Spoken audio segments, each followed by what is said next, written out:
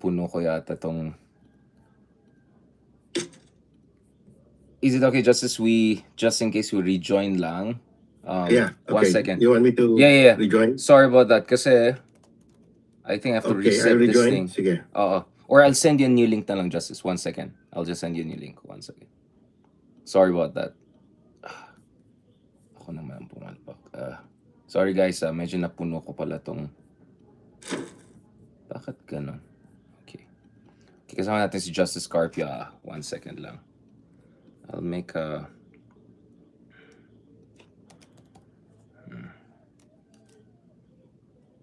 Kamusta po? Kasama natin si Justice Carpio. Pag-usapan natin yung mga technicalities at saka yung rules sa Senate. Kasi... mahalaga yan. Just a second. Okay, medyo... Bakit ganun May space naman ako.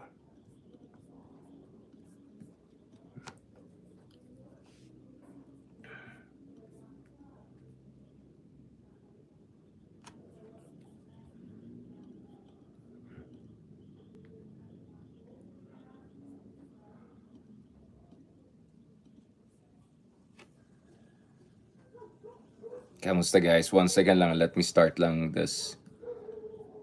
Biglang napuno yung file ko. I don't know why. Kaya, pasensya na. 1 second. Ano naman ako? I did clean up the files. Just a second. Forward ko lang to kay Justice Carpio. 1 second. Inayos ko lang tong... Wala akong space daw. Delete nga ako ng files.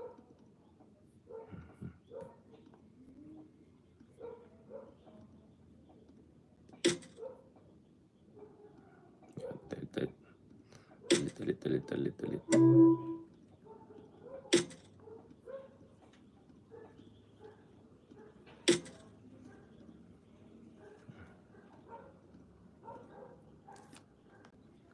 One second lang. Okay.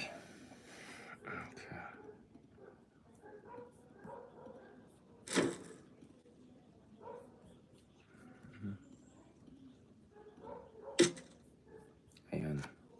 Yung file ni attorney, konti medyo malaki. Pwede na siguro to. Okay. Kamusta guys? Thank you so much again sa lahat ng mga...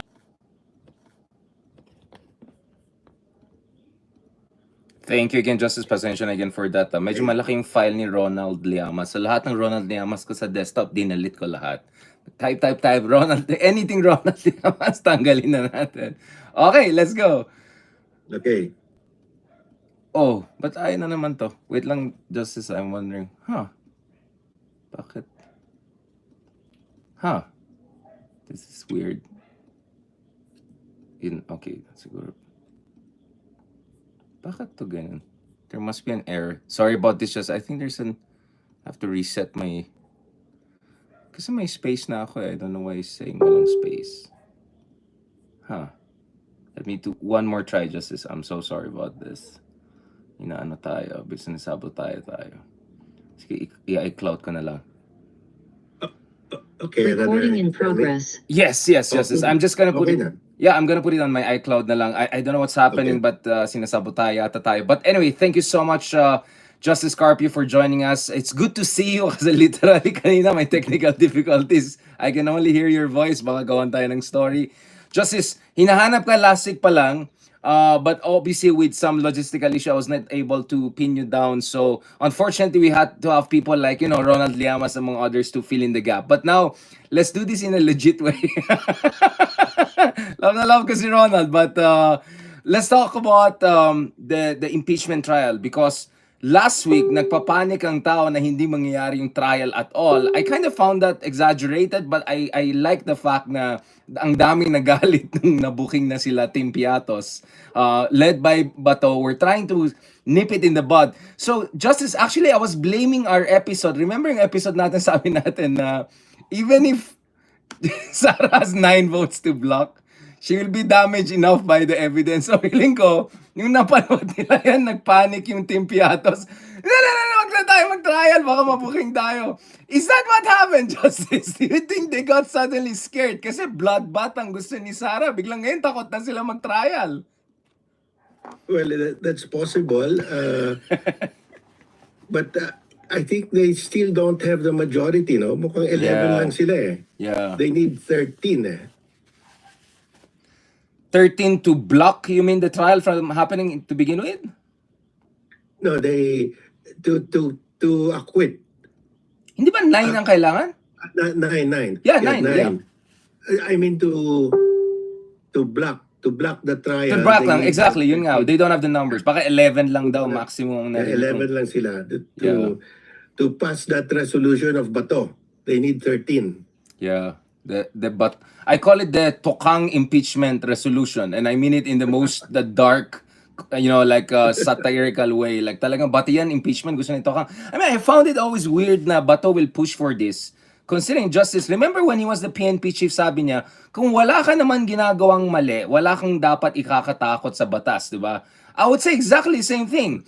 If Sara has not done anything wrong, kung mambo-jumbo lang yung Quadcom and tambalos-los moves lang nangyari sa lower house, then walang dapat ikakatakot si Sara unless guilty siya. Like, kaya yung mga tao sabi niya, baka naman guilty talaga. Kaya, do you think Justice, they're really scared that the trial, no matter which form it takes, could be damaging enough to Sara Duterte? Yes, I think even if he is acquitted, the evidence that will come out could be damaging enough to destroy her. No, I think that's what they are afraid of now. So that's why they wanted to nip it in the bud. But thanks to Bato, no, when he just unabashedly and brazenly said he's going for a resolution to nip it in the bud, I thought he did a service actually to the law. Kasi lalong nagalit ang tao na parang grabe pala. Everybody came out. I think that Everybody really helped. Came out with statements. Exactly. Ang dami. Everyone except mag-usapan na. Ayan naman, alam ng tao what I'm talking about. Kasi si Kiko meron na. Davao, Ateneo de Davao, Xavier University, all the great universities in Davao have made a statement. Practically every progressive, liberal, even Mindanao-based great institutions have made the statements. So I want to go back to this, Justice Carpio. So let's go through this. Obviously, Bato is a non-entity when it comes to legal analysis. So let's talk about the legal part. One is this, I call him the former Ronald Diamas of Digong. I'm talking about Triple Masters Tolentino, right? Like, dating Digong, then BBM, and then ngayon parang iba na naman ang inip ng hangin. Ano yung sinasabi ni Tolentino na kung hindi ito mag-pass on sa 20th Congress, basically it's considered as null and void and dismissed. Is there a jurisprudential basis to that? There is none. There's none. His assumption is that the impeachment cannot cross over. Sabi niya, if you cannot finish it in this Congress, you cannot continue it in the next Congress. But that's not what the practice in UK. Right. The impeachment crosses over from one parliament to the next. And in the US, which copied the UK impeachment process, that happens also. The impeachment crosses over to the next Congress. Like si Bill Clinton, he was impeached by the House of Representatives of the 105th US Congress, and he was tried by the Senate of the 106th US Congress. And that has been the practice ever since. So we copied the impeachment process from the US, and that should be the case. And in fact, there is an additional provision in the Constitution, in the present 1987 Constitution. It says, public officials and employees shall be accountable at all times to the people. So, accountable at all times. All times. You cannot use the legislative calendar to quash the impeachment. You cannot say it's only up to the end of the legislative calendar. Hindi Right. pwede yan because Yeah. the Constitution is very clear at all times. At all times. That's why it strengthens the crossover practice in the US and in the UK. Justice, going back to this, well, Chiz Escudero has been. We'll talk about Chiz a bit more. Like from a political style, I think he's like the most hated politician now, which I think is unfair because nakita natin he's not even the real Team Piatos. Like there are even worse things behind the scenes. But going back to this, Chiz Escudero is citing the US also precedents by saying, in the US, nung na-convene lang yung buong Senado as a plenary, dun lang sila pwede mag-proceed sa trial.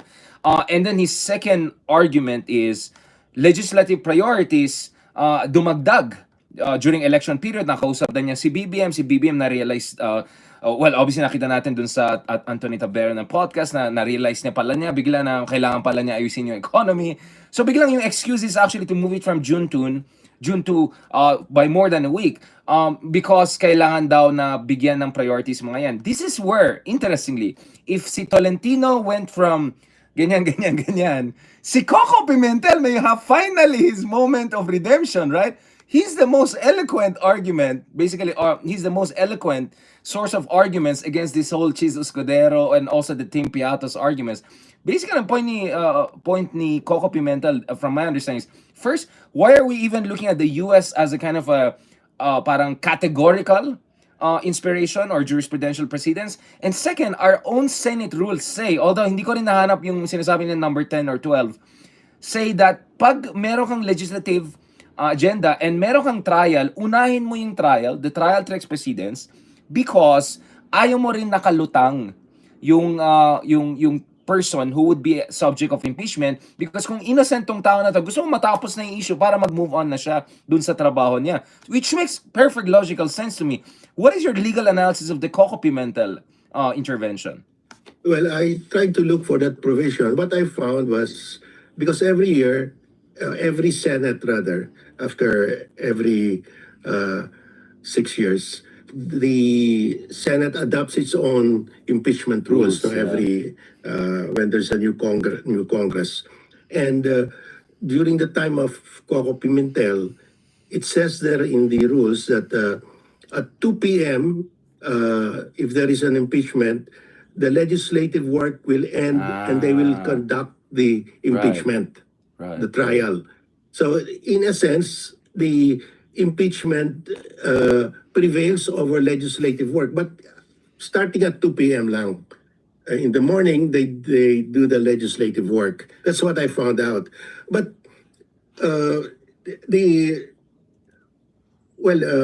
we copied our impeachment process from the U.S. And normally, if you copy it, that serves as a guide. No?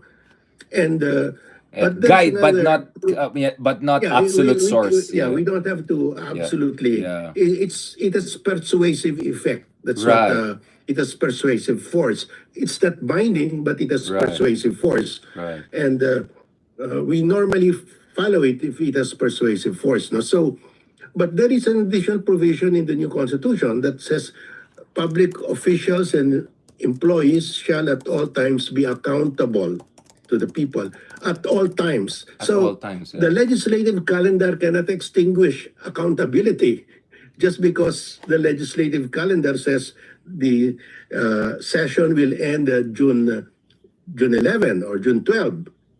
No, it cannot extinguish accountability of impeachable officers because they are not only impeachable officers are accountable at all times to the people. All public officials are accountable at all times to the people. Well, the issue of forthwith is already in the Supreme Court, and I hope the Supreme Court will rule on that. And if, assuming, or we're just speculating, if the Senate majority will dismiss this under the theory of functionally dismissed, everybody will go to the Supreme Court to question it, and there will be a ruling on this. Absolutely. Justice, obviously, there are a lot of, so now let's do a bit of Ronald Llamas here. Like there are a lot of political factors at play here. Some would say, and I think we had Senator Trillanes on this show earlier this year who said, in fairness naman to Chiz Escudero, he's just trying to survive because sobrang, di ba, like a few votes move, hindi na siya Senate President. And the last thing he wants to happen is to be fired as Senate President even before the end of basically his term or his presumed term. But there's another interesting argument, or some would say Marites, recently that came out, and I was talking to some interesting, some informed folks, and they're saying it looks like Chiz is hoping that he could still become the Senate President.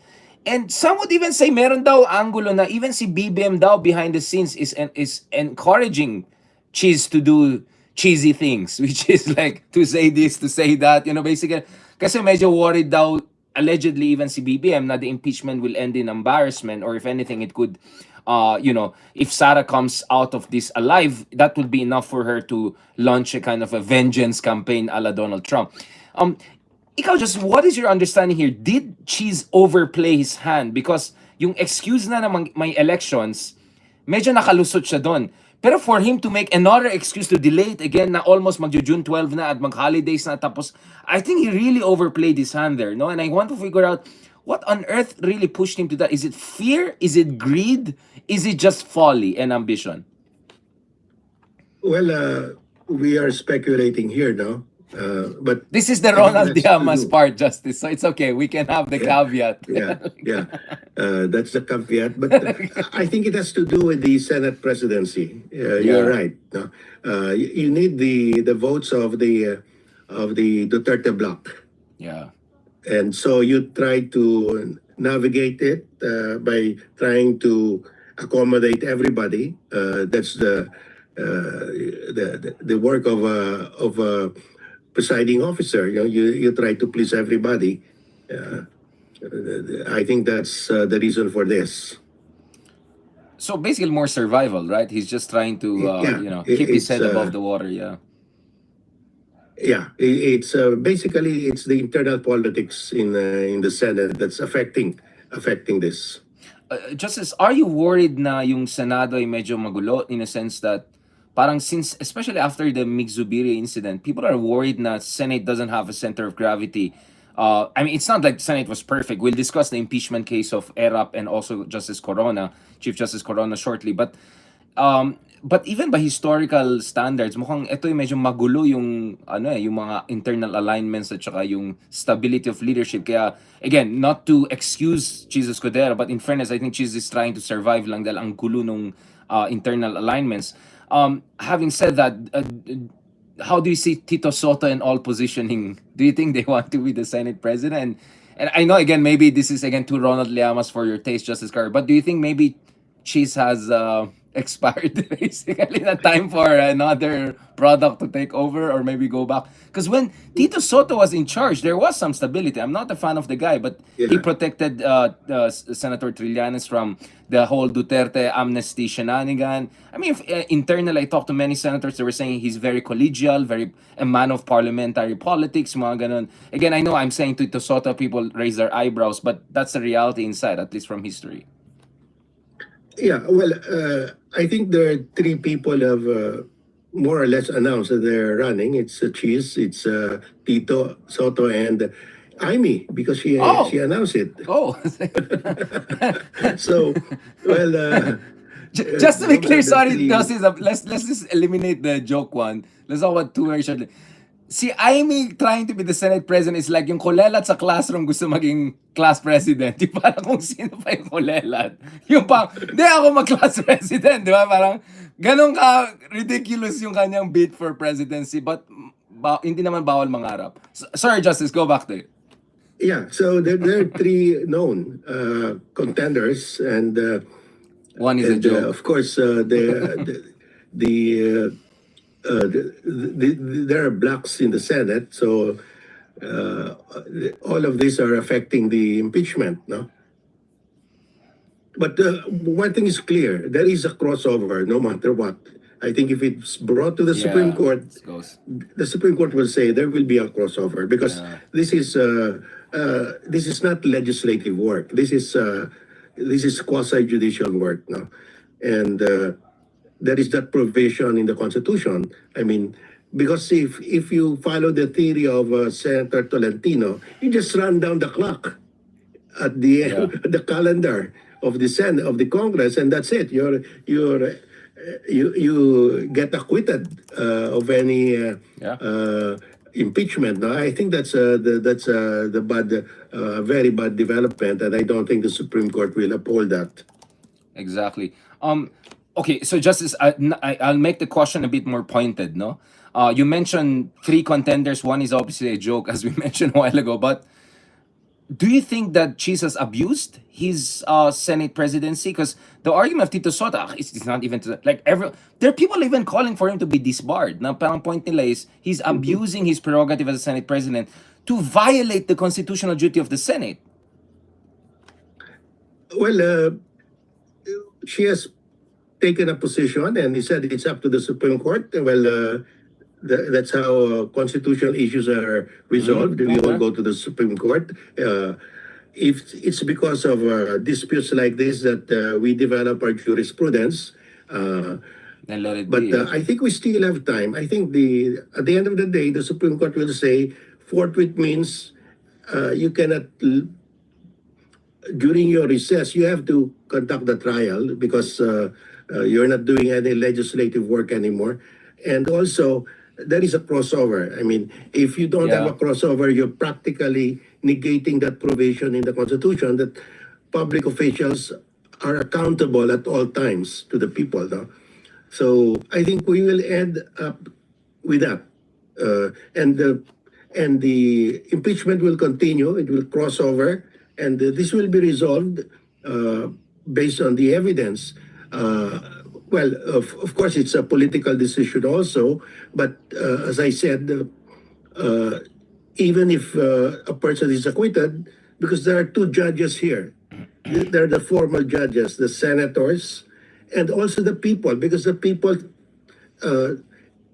will watch the proceedings. It's televised. They will see the evidence, and they will come to their own conclusion as to the guilt or innocence. And we have seen that in the Estrada impeachment, where they tried to suppress the evidence, and the people really got mad. I mean, we had EDSA too, no? Yeah. So it doesn't mean that if the Senate, the majority will acquit, that's it. Well, the people also will have their own opinion, have their own decision, and they will express that in the next elections. So I want to discuss that justice more later on the Corona and the Era Estrada precedents. That's very important. But going back to this, so basically you don't buy this argument. I have to exactly check, so I don't want to misquote, but yung parang press conference kanina or yung intervention ni Senator Rizon Torres the other day, parang some were giving an impression na kayang you can do a quick trial and get over it within this Congress. What you're saying, Justice, is mukhang malabo. Talagang this is gonna go to the next Congress, hence the relevance of me saying usapan din ito sino maging next Senate President or whether Chiz deserves to be yeah, or well, it can stick around. Yeah. I don't think it can be finished because remember the impeached official has 10 calendar days. Right. Hindi naabot. So that's 10 calendar days. Hindi naabot, Plus yeah. the prosecutors have 5 calendar days to reply. Wala na. Oo. So that's already 15 days, and there will be gaps just to serve these summons. So it's practically impossible to finish this because the prosecution will ask for the production will subpoena the bank records. That will again take time. So I think Yeah. it's really physically impossible to finish this before the end of the month. No. Which is exactly where I come in, which is parang medyo ridiculous din yung ginawa nila Bato kasi parang they just enraged people. Alam naman talaga nila wala nang time to do this in 19th Congress and most likely this will be a question of the 20th Congress unless they're trying to intimidate the 20th Congress not to do something. But again, parang malabo yan eh. If only the Tolentino argument made sense, the Bato argument could also make sense in a way, di ba? Na parang you intimidate other senators. 11 kami dito, marami kami, wag na kayo maghanash. But I want to ask another thing, Justice. What about the rules of the trial itself? Because I always say it's one thing for the trial to happen. is another thing to make sure hindi ito Mickey Mouse trial. What would be a Mickey Mouse trial versus a real trial for you? No offense kay Mickey Mouse, I think people know. Kasi hindi naman maging kangaroo trial to dahil ang problema is the opposite of a kangaroo trial, di ba? Which is, things are skewed in favor of the accused, hindi the other way around. Justice, are you worried or should we be worried na magkaroon ng Mickey Mouse trial? Meaning, the Team Piatos within Senate will try to water down the rules of the trial so much so na makalusot si Sara from any serious scrutiny or presentation of evidence? Well, the crux of the matter here will be the subpoena of the bank records. Yeah. If that is blocked by the majority, because under the rules, present rules, the prosecution will ask for a subpoena for the bank records of the Duterte family with BPI. I mean, they've already said that. Yeah. So, I think the presiding officer can act on that on his own, or he can throw that motion to the Senate for votation. Right. And that is equivalent to the envelope. That is equivalent Exactly. to opening the envelope. Exactly. So the Senate will vote whether to, I think Chiz, what he will do is, because he has the option to throw that motion to the body, to the Senate Right. body to vote. And that is the crucial matter. That is equivalent to the opening of the envelope. Yeah, exactly. That's the end all be all of this, right? It all goes down to the money trail. Show me the money Yeah. trail, basically. Show me the money trail. So they will need what? 13 votes or more than 13 votes to They need 13 votes. yeah, It to has be block majority. to make a Mickey Mouse trial, basically, right? No, to block it, they need 13 votes. Kaya nga, if they have 13 votes, then they'll make it a Mickey Mouse trial. Yes. Diba? Then Siyempre, it will be like the envelope is not open. exactly. So basically, your plan A is no trial. Plan B is no real trial, right? So parang I'm just trying to anticipate ano yung strategies ng Team Piatos, di ba? We're just being very technical and at the same time very politically analytic about I this. think they don't have the numbers to block the Trial. the trial to approve they don't have the numbers to approve the Bato resolution to make this functionally dismissed, no? So they will fall back on the to block the subpoena of the bank records. That will be the battleground. That would be a battleground, but my reading, Justice, is actually it could backfire, right? If they didn't have the 13 to begin with, when they push for the impeachment tokang ni Bato, I think after what's happening now, baka the more they'll have a hard time. I mean, okay, let's just spell it out. When Sherwin Gatchalian and JV Ejercito came out and said constitutional duty natin magkaroon ng trial, this is where you see talo na si Bato or he has done something wrong. Because these are senators who are seen as sympathetic or at the very least not hostile to Sara Duterte, right? So for them to come out guns blazing and say, no, constitutional duty natin yan, even if, sabi ni JV, like, we have other priorities, blah, blah, blah. I think that was important. It says that, kasi I'm trying to see what's the logic of Bato publicly going for Tokang unless this is just playing to his base. Diba? No, parang nagpapakit lang siya sa base niya. Kasi, mag-backfire yan eh. Nagba-backfire yan. I don't think he'll go from 11 to 13 after what he did. Probably he'll go from 11 to 9 or 11 to 8 or 11 to 6. This is a very fluid situation as we speak, Justice Carpio. Now, having said that, let's go to the ERAP case. So, di ba dot daw yung second letter dun sa money trail? Parang dot Yeah. naman daw. So, Actually, when they opened it, wala. exactly. It was a dud. Like, It was a dud. So it was a futile act. They could have allowed it to be opened and nothing would have been discovered. So what is the lesson, Justice? The lesson is, wag bardagulan na itokang yung impeachment. Kasi nag-backfire yan, di ba? It went down to 11-10. Pimentel even resigned as Senate President. It was very dramatic. Yeah, I think the people will really be enraged if they block the subpoena. First of all, I don't think they have the numbers. Yeah. But if they have the numbers, that will really enrage the people. So let's This talk is about... exactly a repeat of the envelope. Yun nga eh. This is again the money. Show me the money trail ang tao ko dyan. I want to ask you, Justice, on this because whenever I raise the point of people power, actually more than a week na, just to be clear, I'm not agitating for chaos or anything. I'm against it. What I'm saying is, wag lang natin hayaan na itokang yung impeachment issue because this is a constitutional obligation and an accountability issue. What are the lessons we should learn, Justice? What is the baby, what is the bathwater from the ERAP situation and also from the Corona situation? Nag-abutan ba kayo, Justice, ni Corona? Parang hindi, no? Nag-abutan ba kayo ni No, no, Justice? we were together. You were together. So, what went right, what went wrong? Because if everything went right, bakit tayo nandito, right? Because many would say, kung talagang effective yung people power, bakit ganito, ganyan?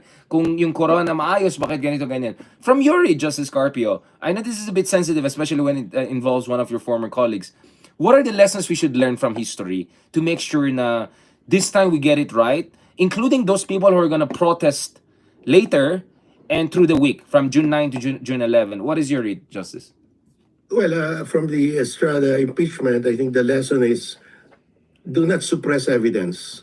Yeah. Because the rule in evidence is evidence suppressed means that Guilty ka. if it is revealed, it will be against your interest. Yeah. It will be prejudicial to you. That's the rule in evidence.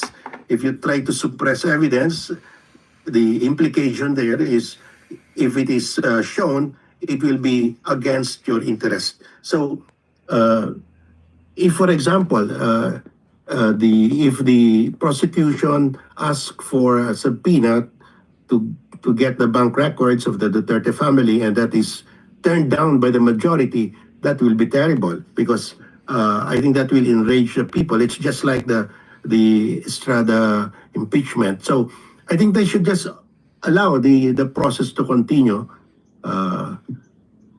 And not block it and not be so brazen. Kaya sabi ko, Bato did the service to the cause. I mean, to the cause. I think Bato wanted to, I think they realized that that will be the problem. So if they can do a technicality by getting it functionally dismissed, Yeah. you don't reach that point where you ask for a subpoena of the bank records. Because if you ask for the subpoena of the bank records, it's either it's granted or not, and the people will say, grant it. Yeah, absolutely. So that it will not reach that point, they do a technicality. But the people got enraged when they did that. They just did it. I was surprised. So many statements came out from law schools, law professors, from everybody. Davao, including from Yeah. Xavier, from Cagayan de Oro, among others. Okay, I want to talk about that, Justice. That's very important because, yes, of course, Justice, impartial tayo, di ba? Presume innocent si Sara, or hindi ba? We're not saying that the bank is gonna show anything. We're just saying you want to make sure hindi ito Mickey Mouse trial. But, Justice, am I right to say, okay, kung ikaw ay you're an incoming senator, dahil magiging senator judge ka, wag mong gawin yung ginagawa nila Bato or yung iba na obvious na yung bias nila. So basically, they're undermining their credibility as senator judges. Gets ko yan. Especially when you're running during elections and you want to win all sides. Pero tapos na elections At ngayon, but yung trial itself is an issue or how the trial will be. So, is it important for progressives and liberals or presumed liberals and to come out and support this trial and support an impartial trial? Support a robust trial. Would that violate their impartiality as senator judges? The reason I'm asking this is very simple. Kiko has a statement since last week. I'm not sure Bam still has. Correct me if I'm wrong. Kaya I asked kanina, meron bang statement from Bam? I was looking through his Twitter feed, wala pa. Now, Bam's argument is that he's going to be a senator judge, so he has to be neutral on this issue. 100% I agree with him, but diba, this is about whether the trial should happen to begin with. If you have Gatchalian, Ejercito, Ateneo de Davao, Xavier, all of them saying, yes, it has to happen, I wonder why shouldn't some people already make a statement by this point? Well, I think they can make a statement that the process should continue. They have the obligation to proceed with the trial. And that's not Thanks, being... Bias. you're not prejudging. Yeah. That's not prejudging. It's not because, prejudicial. you're just saying- It's not prejudicial Yeah. to their senator judge role. Yeah. Yeah, it's not prejudicial to their neutrality if they say that we have that obligation. We should continue. Yeah. We should proceed with the trial because that's in the Constitution. Right. 100%. 100%. Kaya, kaya please lang, I'm not rage baiting. I'm just trying to like get things clear. Kasi I expect everyone to come out and at least support a robust trial. Kasi sabi ko, A, there has to be a trial to begin with because constitutional duty, and B, you want a real trial to begin with. Otherwise, it's still the violation of the constitutional duty. Yun lang naman eh. We're not asking for people to come out and say, guilty si Sara, yan na yan. Although, again, why would Bato try to block this kung hindi naman guilty si Sara? I mean, I'm sorry, Justice. Like, I Well, cannot really help wondering. Richard, it might turn out that if you open the bank accounts, there's nothing there, just like in the Estrada Exactly. impeachment. Exactly. No? It might be So, done. Yeah. yeah, that could be the case. Kaya nga, but now We they're don't making know. themselves look guilty. Justice, that's my problem. Kaya hindi ko gets yung Bato strategy. If you wanted to go from 11 to 13, I'm not sure how this helped you. If anything, this might have provoked people. Last point, Justice. Okay, this is where you have to wear your hat as a legal luminary. Although retired, but a legal luminary, Justice. What should the Filipino people do? Ano bang kailangang gawin ng kabataan? Any citizen who cares about accountability? And why is this important for our democracy, Justice? Because, again, I had an argument with Senator JV. Hindi naman, friendly back and forth na. Kasi argument ni Senator JV is, marami tayong kailangang gawin, priorities, infrastructure, blah, blah, blah. Sabi ko, yeah, you can pass your big, beautiful laws. Pero kung wala tayong rule of law at Piatos Republic tayo, investors will never come here, right? Like, where in Asia do you see a vice president not only doing Piatos with their confidential fund, allegedly, but this we saw, all of us saw, openly threatening to assassinate the president and then she'll get away with everything? The more the investors will not come to the Philippines, we look like a banana republic. Well, we are all for good governance. The reason why we have this problem is because of bad governance. So we are all for good governance, and the number one requirement of good governance under the Constitution is accountability. We demand good governance from our leaders, and the Constitution implements this by saying you are accountable at all times to the people. That's good governance. And we are in the process of accountability here so that we'll have good governance.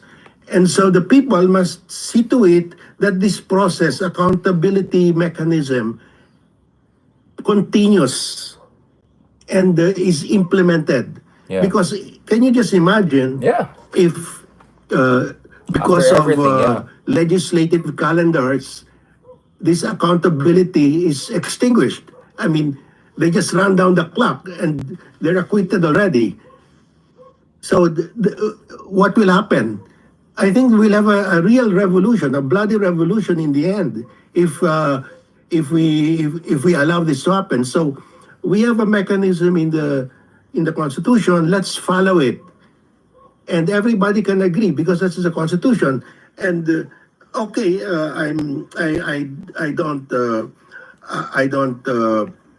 begrudge Senator Bato for introducing this resolution because there is an appeal to the Supreme Court. We can go to the Supreme Court and ask the Supreme Court, rule on this. That is the rule of law. But we have to go through that process and complete it because that's important for good governance. This is, to have good governance, you must have accountability. And we are in the accountability process now. If our leaders are not accountable to the people, we're dead. We're dead. And this goes back to what we warned in December. Remember, Justice yung tatatay ni Ronald, when you warned about potential constitutional breakdown and this whole idea of RevGov and all of these extra constitutional crazy ideas. Because, we have elements in our society. 100%. They're both retired or maybe they're incumbent people in the military, police. They're saying that it's useless. Nobody follows the Constitution. The Congress is allocating so much pork barrel to themselves. So they're giving up hope. No, we cannot allow that to happen. And this is the accountability. We have to give hope to the people that there is still accountability. There's still accountability. And because if without hope, then we go to RevGov. We go to a armed revolution already. we must give hope that there is a legal solution to this. Thank you so much, Justice Carpio. We went back again dun sa warning natin. So, mukhang prescient yung ating warning. Last year pa lang na if people do mumbo jumbo and ano, you are playing with fire here. So, thank you so much, Justice Carpio, for your love and support. Alam mo, Justice, ang dami mong fans all around the world saying like, first of all, tuwan-tuwa sila na natutuwa ka sa show natin. Maliit natin show. Kasi they never imagine you laughing the way you do on the show. I said, this is what I do to everyone. Including si Admiral Ong din, yung kaibigan natin na isa, di ba? Talagang the big three, di ba? With Sir Ronald. So thank you so much, Justice, for doing this. I'm not gonna say na dapat tumakbo ka rin sa 2028, but I'm just saying, there are many people are saying, baka naman! I mean, like, if Bam and Kiko did so well, top 5 sa Senate, why not you at least as a Justice Secretary or at least as a senatorial ball or something? But, okay na, Justice, I'll not say more, mukhang na-stress ka. But I'm just saying, Justice, how much people appreciate what you're doing because you could have easily retreated into the ivory tower. You could have easily just, like, I'm done na, ang dami ko nang ginawa, but you didn't, Justice. And the more you fight for this, the more believe na believe ka masaya. Maraming salamat, Justice. Mahal na mahal ka namin. Mabuhay ka and have a lovely day.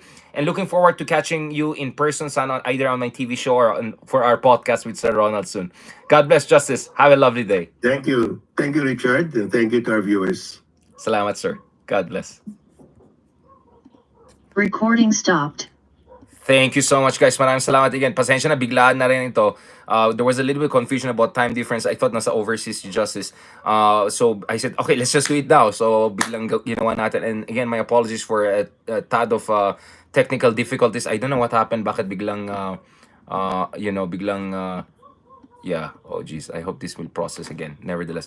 Okay, guys. Thank you so much for listening to us. Thank you so much for sharing your time and looking forward to continuing this conversation. Later on naman, kasama natin yung mga kaibigan natin, including si Clive Arguelas who will share yung latest WR numero survey which looks at the fact that vast majority of Filipinos want at least a trial to happen. Not for Sara to be convicted per se, ibang usapan yan, but at least for a real trial to happen. So that's very important. Thank you very much. God bless and talk to you soon.